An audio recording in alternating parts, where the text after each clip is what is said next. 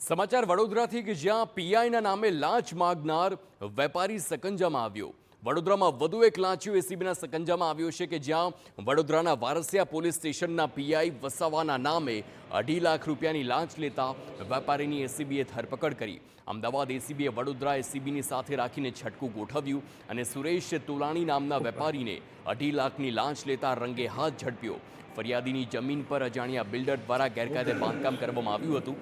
આથી જમીન માલિકે આ અંગે વારસિયા પોલીસ સ્ટેશનમાં અરજી કરી હતી। આ દરમિયાન આરોપી વેપારીએ ફરિયાદ દાખલ કરાવવા માટે પીઆઈના નામે જમીન માલિક પાસે ₹5 લાખની લાંચ માંગી હતી, જે પૈકી ફરિયાદ દાખલ કરતા પહેલા 2.5 લાખ અને ફરિયાદ બાદ બાકીના 2.5 લાખ આપવાની શરત મુકાઈ હતી। આથી ફરિયાદીએ એસીબીનો સંપર્ક કરતા એસીબીએ ટ્રેપ ગોઠવી આરોપીની ધરપકડ કરી।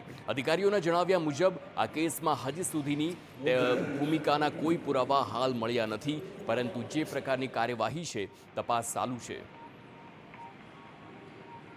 ફરિયાદીની રજૂઆત છે કે પીઆઈ વસાવાના નામે માગે છે, પણ પીઆઈ વસાવાએ લાંચ માંગ્યા હોય એવા કોઈપણ પુરાવા અત્યારે ડિમાન્ડના કે લાંચ સ્વીકારી હોય એના એક્સેપ્ટન્સના કોઈપણ પુરાવા અત્યારે આપણી સમક્ષ રજૂ થયા નથી। એટલે હાલના તબક્કે આપણા જે આરોપી છે આજે તોલાણી, એની સાથે ઇન્વેસ્ટિગેશનમાં તપાસ કરીશું અને ઇન્વેસ્ટિગેશનની અંદર જો કોઈપણ પ્રકારની લાંચની માંગણી કે એના અનુસાંધિક અમને પુરાવા મળશે તો પીઆઈ વિરુદ્ધ પણ અમે આગળની કાર્યવાહી